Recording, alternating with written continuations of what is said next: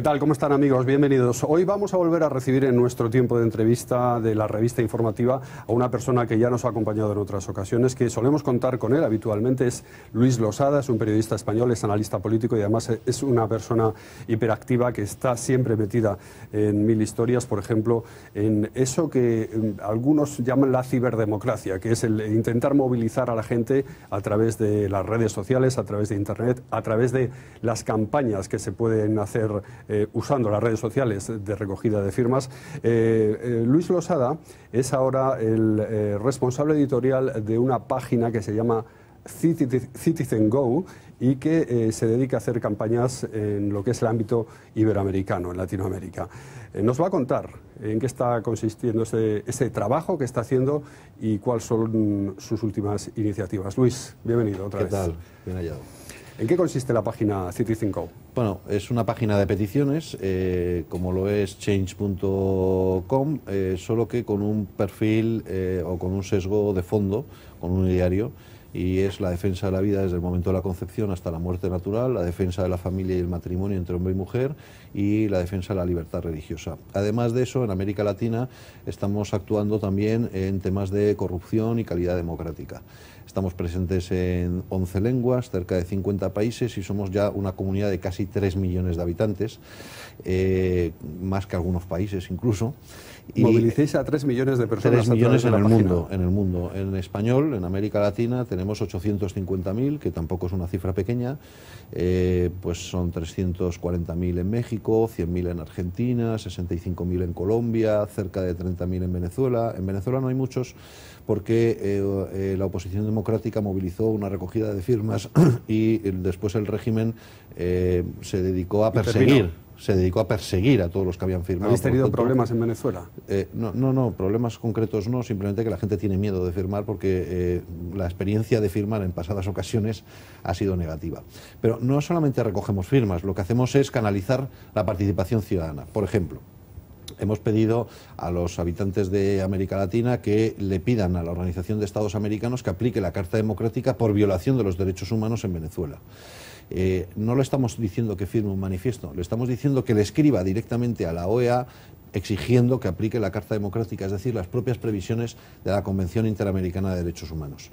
Y cada vez que alguien firma, lo que ocurre es que está enviando un correo electrónico, o 2 o 3, al presidente del Comité Internacional, al presidente del Comité de Derechos Humanos, etcétera, o al responsable de prensa. Le está enviando 3 correos electrónicos, imaginemos, con un pequeño esfuerzo que es solamente hacer clic.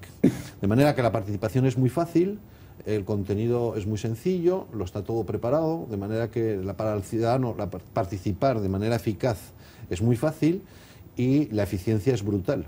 Porque cuando alguien de un organismo internacional, como es la Organización de Estados Americanos, o la CEPAL, o la ONU, o lo que sea, está recibiendo miles de correos electrónicos, obviamente empieza a preocuparse y dice, oye, aquí hay un movimiento ciudadano que me está presionando y que me está diciendo que haga determinadas cosas. Yo estoy especialmente satisfecho porque lanzamos una campaña en la Asamblea de la Organización de Estados Americanos, la anterior, la penúltima, que fue en Asunción. Durante 6 años la agenda de la OEA en materia de aborto y matrimonio homosexual, mal llamado matrimonio homosexual, había sido permanentemente ir avanzando y por primera vez conseguimos frenarla. ¿Por qué? Porque conseguimos movilizar a todas las organizaciones pro vida y pro familia del continente, movilizamos a cerca de 70.000 ciudadanos que escribieron a todos los representantes, a todos los embajadores de la OEA en los distintos países, movilizamos más de 1 millón de correos electrónicos, 1 millón de comunicaciones, de participaciones sociales, ciudadanas, políticas, y por primera vez frenamos esa agenda. Después se volvió a repetir en Washington hace pocos meses y volvimos a ganar afortunadamente, y eso demuestra que cuando la ciudadanía se organiza de una manera inteligente, pues los cambios son eficaces, son productivos. Por ejemplo, hablando de Venezuela, Luis, ¿tenéis alguna iniciativa prevista próximamente? Sabes que hay elecciones el próximo 6 de diciembre, unas elecciones que van a ser polémicas, problemáticas, que ya están siendo intervenidas por el propio régimen de Nicolás Maduro para intentar entorpecerlas, porque él está viendo que en esas elecciones se puede estar jugando el futuro del régimen chavista. ¿Qué iniciativa se puede poner en marcha desde la página de la que tú eres director editorial para intentar movilizar a la gente en favor de la libertad en Venezuela? Bueno, lo primero que quiero decir es que la página está abierta a todo el mundo. Nosotros estamos lanzando campañas, pero los ciudadanos pueden realizar su propia campaña. No hay control previo, sí hay control posterior. Si hay alguien que hace una campaña que va en contra del ideario, la eliminaremos, pero no hay control previo, de manera que cualquiera puede hacer la campaña que quiera, y si no va en contra del ideario, pues seguirá adelante. Hay quien hizo una campaña, por ejemplo, porque en el final del Mundial de Fútbol no hubo penalti en el caso de México, y por supuesto la mantuvo.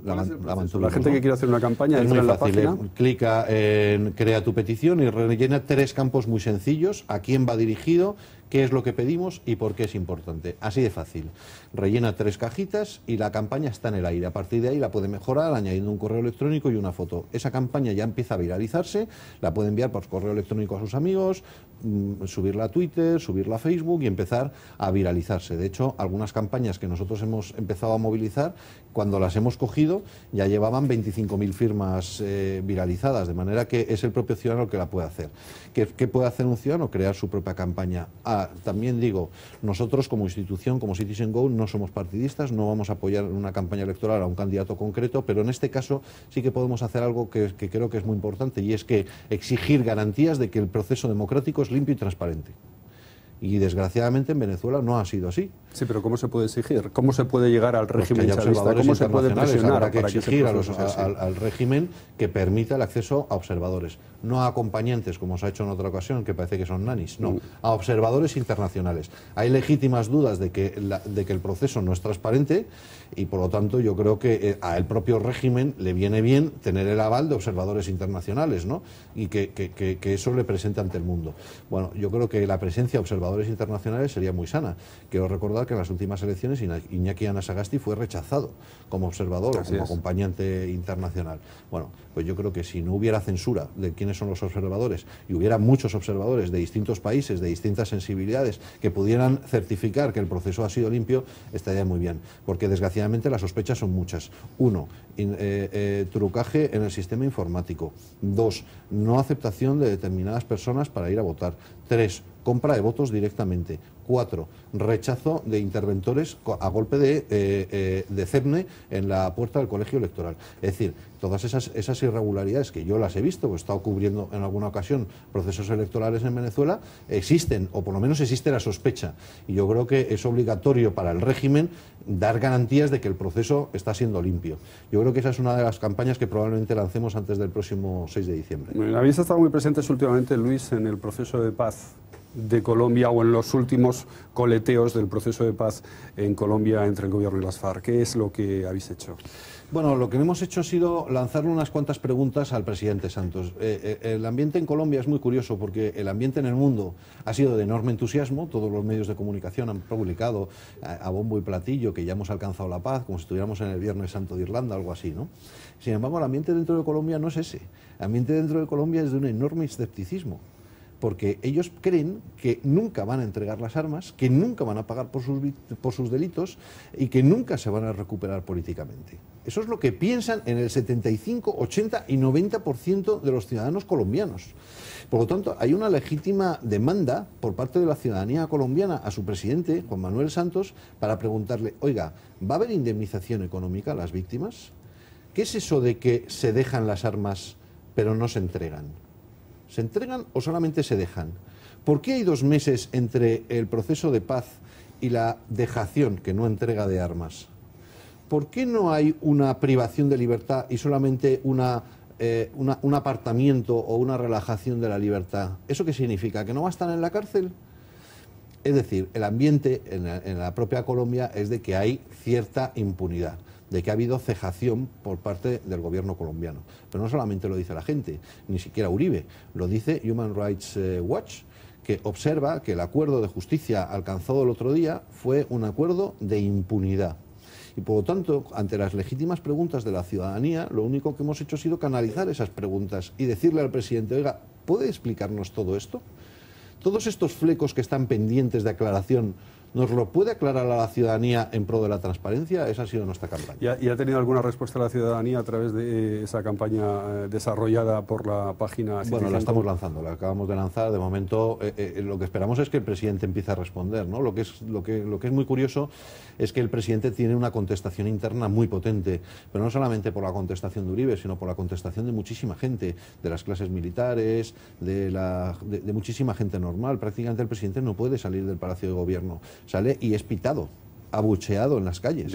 Y es abucheado no porque haya un problema de gestión económica, ni porque la inflación se haya disparado, no, es porque ha puesto la dignidad del país bajo el suelo. Ese es el motivo por el que principalmente está siendo abucheado.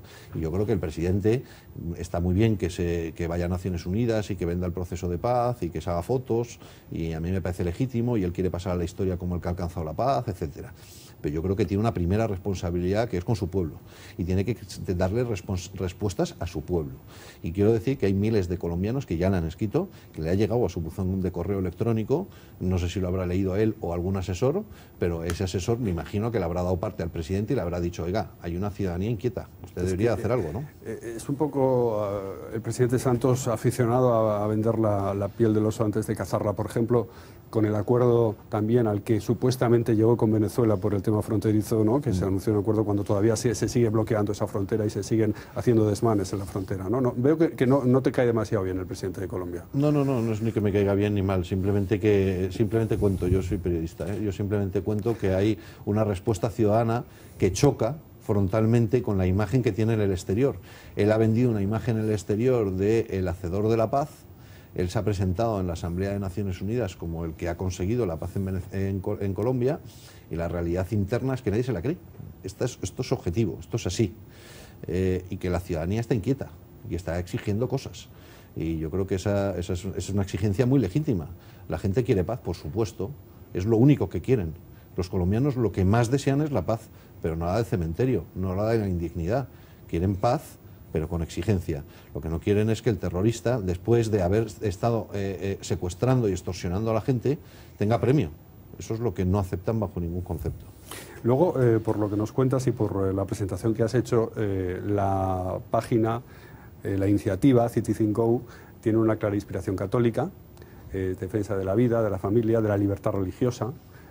¿Habéis hecho alguna iniciativa relacionada con los últimos movimientos del Papa Francisco en relación con Iberoamérica, esa visita reciente a Cuba, esa mediación para que Cuba y Estados Unidos acerquen posturas? Sí.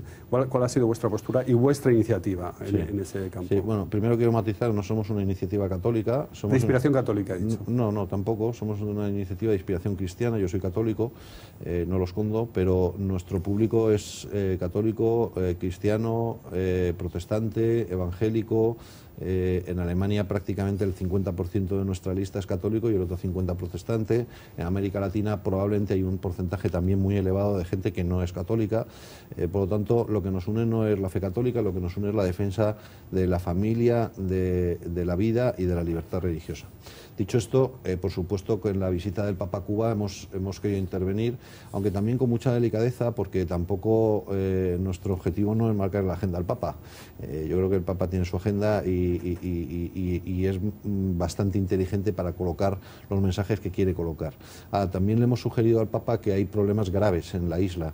Hay un problema de crisis económica gravísimo y un problema de síndrome posaborto. Hay salas enteras, hay plantas enteras de hospitales en Cuba que se dedican a abortar. Hay miles de mujeres que lloran en silencio la pérdida de su hijo, nadie les hace caso. Yo creo que el Papa acompañe a esas mujeres también está bien. Y luego hay mucha gente que sufre un encarcelamiento injusto por razones de conciencia, exclusivamente de conciencia. Y yo creo que la voz moral del Papa también podía ser escuchada. El Papa no ha tenido un encuentro con los disidentes, pero sí ha hablado de despegarse de las ideologías para abrazar a las personas y de las ansias y de las necesidades de libertad. Y el propio secretario de Estado de la Santa Sede también ha sido muy claro y espera que de la visita del Papa florezcan las libertades y el respeto de los derechos humanos. Yo también lo espero, y aunque no ha sido muy contundente el Santo Padre en su discurso, yo creo que algo ha sembrado y probablemente algo va a cambiar. ¿Crees que ha sido, dices que no ha sido contundente, crees que tenía que haber prestado más atención a a la disidencia cubana, por ejemplo? A ver, a mí me habría gustado, pero... O a la disidencia venezolana, en el caso de Venezuela, ¿no? Sí, ¿Es que se tendría que reunir con la gente que está en la oposición en Cuba o en Venezuela? A mí me habría gustado y habría sido un gesto bonito. Ahora, yo no conozco el Papa, no conozco la diplomacia que se esté gestionando. Estoy seguro de que el Papa está por la libertad de los presos de conciencia, no tengo ninguna duda. Estoy seguro de que el Papa está por las libertades y por el desarrollo de los derechos humanos en Cuba y en Venezuela, tampoco tengo ninguna duda. ¿Por qué no lo ha mencionado? No lo sé, forma parte de esa gestión diplomática. Yo recordaba los últimos días que el Papa Pío XII, cuando le recriminaron que no hacía nada contra el Papa, contra el nazismo, y entonces dijo la non abbiamo bisogno, hizo una crítica durísima al nazismo, y el nazismo se vengó entrando en los monasterios, cogiendo a los judíos que estaban ahí escondidos y asesinándolos, y entonces obviamente tuvo que callar. Yo creo que aquí puede que esté pasando algo parecido. El Papa probablemente le gustaría hablar con mucha más contundencia y probablemente la diplomacia le fuerza a no hacerlo con la contundencia de que a algunos nos gustaría. Luego veo campañas también en vuestra página, y la verdad, Luis, de lo más variopinto, pero todas sí con esa filosofía que dices de defensa de la familia, de la vida y de la libertad religiosa. Hay una, por ejemplo, que tiene que ver con esta vergüenza que estamos viviendo de los refugiados que están intentando entrar a millones en el espacio europeo, en el espacio de la Unión Europea. Veo dos campañas, una que dice demos acogida a los refugiados sirios, con el hashtag yo soy refugiado, y otra que es vergüenza, yo soy refugiado. Sí, porque hay dos, es tu pregunta.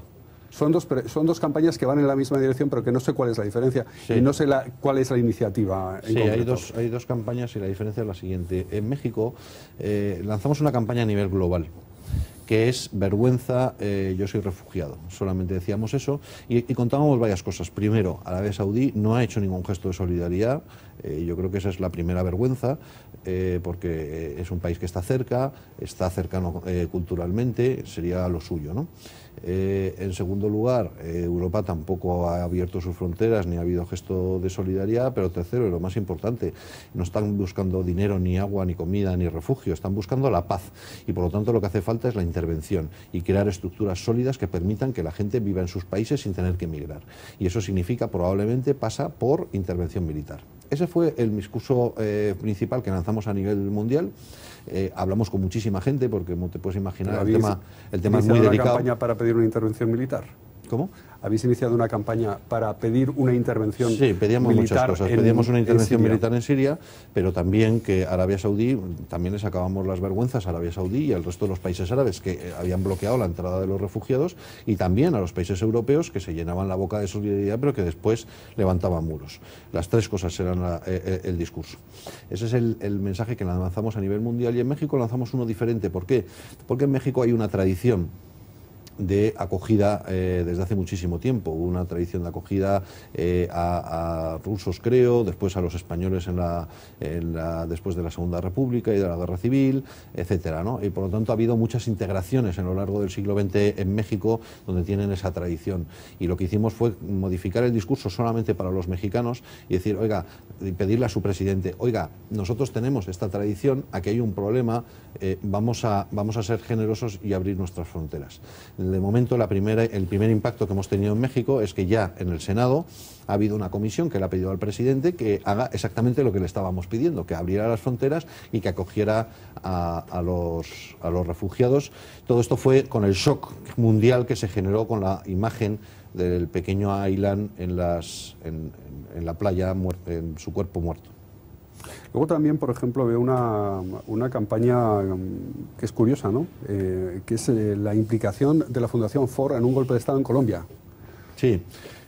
Bueno, golpe de Estado lo poníamos entre comillas, pero yo creo que se puede hablar de golpe de Estado por lo siguiente. La Fundación Ford dedica dinero a cooperación para el desarrollo. En este caso tenemos la información concreta, toda la documentación de qué dinero ha ido para financiar a grupos colombianos, pero teledirigidos para hacer determinadas cosas. ¿Qué cosas? Principalmente matar políticamente al Procurador General de la República. El Procurador General de la República es la persona que está mostrando con más firmeza oposición al aborto, al mal llamado matrimonio homosexual, al proceso de paz que puede considerarse como impunidad, etcétera.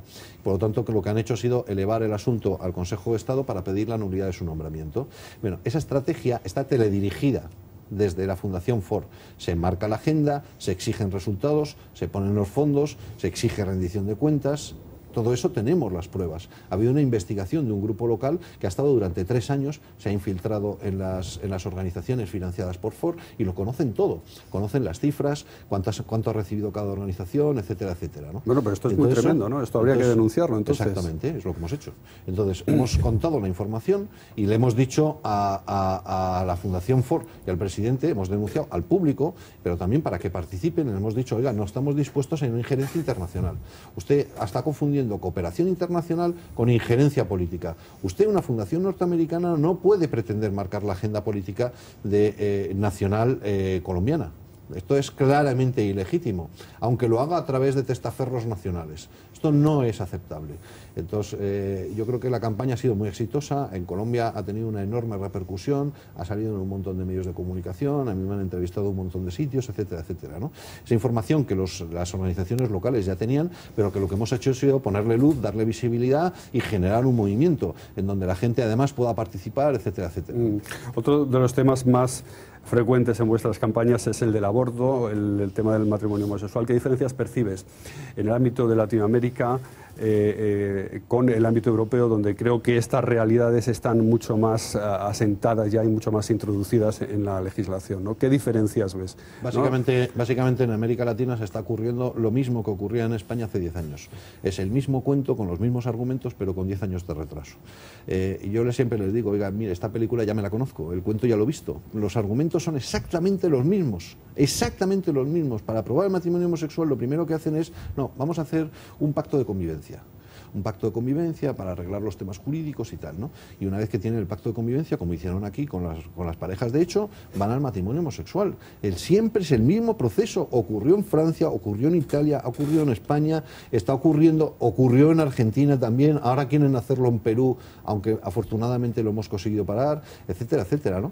Y en el caso del aborto lo mismo, coger casos extremos, una niña pequeña violada por su padrastro, lo hicieron los de Amnistía Internacional hace algunos meses en Paraguay, hicimos una campaña, les revelamos cómo estaban manipulando a esa pobre niña y a su madre, que ni siquiera hablaban castellano, hablaban guaraní, y les estaban manipulando para utilizarlas como ariete propagandístico para la defensa del supuesto derecho al aborto en toda América Latina, etcétera. En definitiva, la argumentación y la estrategia es la misma que han seguido en Europa, exactamente la misma, con muchísimo dinero, eso sí, y con 10 años de retraso. Eso nos permite tener cierto colmillo y saber cómo van a reaccionar, cómo van a funcionar y podernos adelantar. Alguna batalla ganamos, ¿no? Una realidad distinta también porque, por ejemplo, en Europa es inconcebible que una persona de izquierdas, por ejemplo, del ámbito ideológico de izquierdas, se oponga al aborto, ¿no? Es bastante inconcebible. En América Latina es distinto. En Iberoamérica tenemos, por ejemplo, el presidente de Ecuador,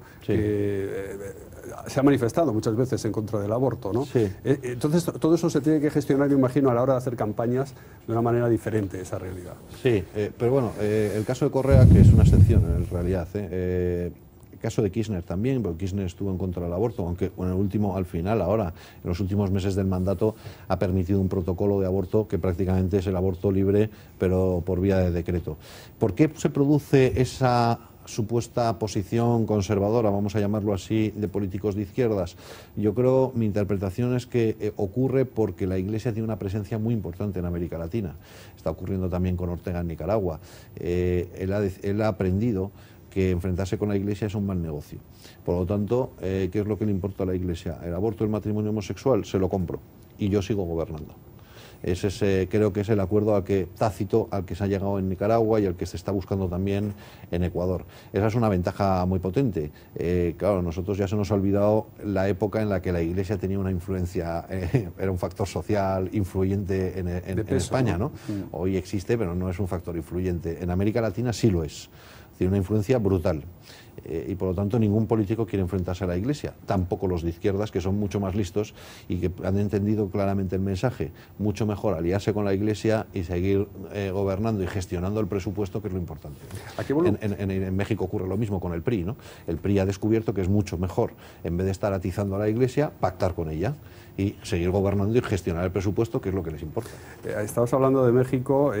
México es uno de los sitios, según me comentabas antes de hacer la entrevista, donde movilizáis a mayor número de personas, ¿no? Por una barbaridad de personas. ¿Cuánta gente se mueve en México con vuestras campañas? De los 3 millones que tenemos en el mundo, 850.000 son América Latina y de México son 340.000. Es el país con mayor movilización de todo Citizen Go, si miramos, porque nosotros tenemos acceso al tiempo real de quién está entrando y desde dónde, prácticamente México siempre encabeza, y es de una actividad y una participación increíble.